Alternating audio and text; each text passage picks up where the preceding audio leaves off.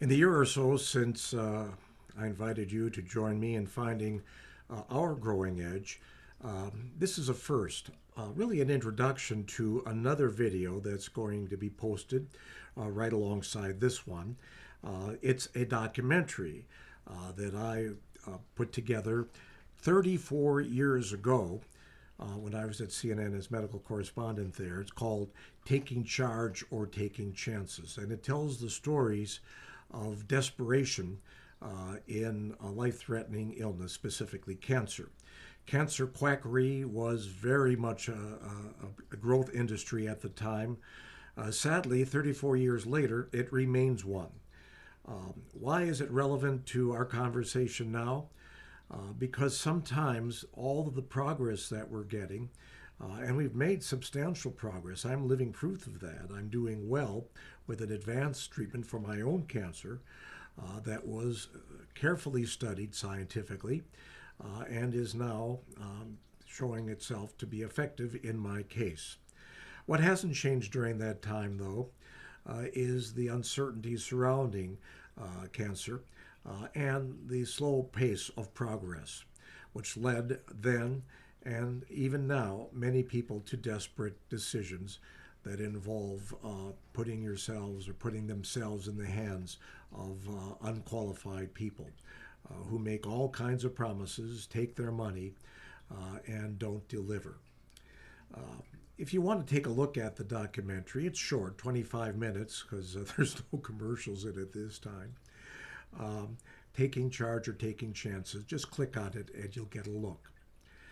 Why, again, in this form? What does it have to do with our personal growth?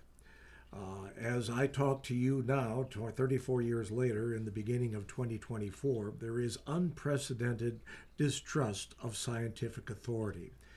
I believe that is leading more people to make choices that endanger not only their health, but the health of many others. This is particularly true with respect to vaccine uptake, as childhood diseases that were once devastating to families are largely thoroughly preventable with vaccination, but only if the vaccines are on board.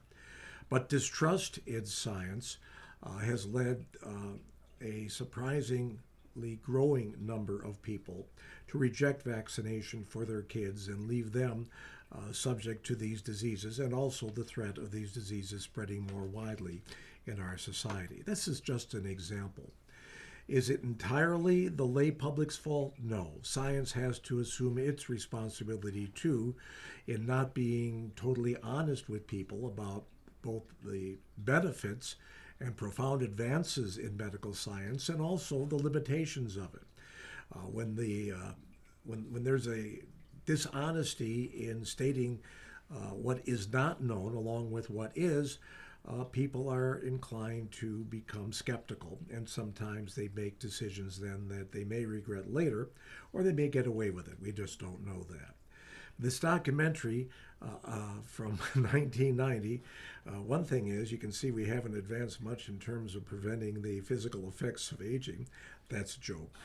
But if you see me standing up in 1990 and now, you'll get it.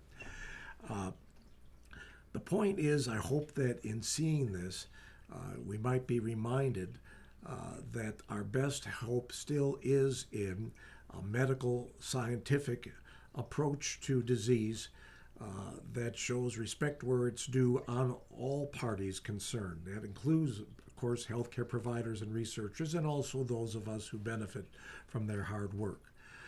We need to be honest with each other across the board.